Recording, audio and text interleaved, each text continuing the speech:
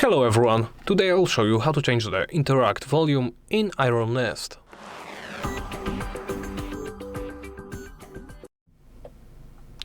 Let's begin by opening the settings menu.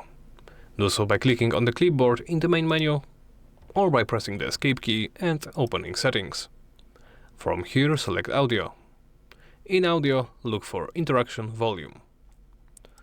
Adjust it on this gauge between 0 and 100% and the default being 75.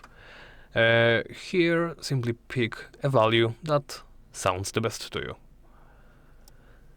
What does it actually do? Interaction volume manages things like you interacting with the world. So when you click on something and it makes a sound, that's basically it. Once you are done here, simply press apply and close. Then hit return to game, and that's about it. Thank you for watching, and please make sure to comment, like and subscribe.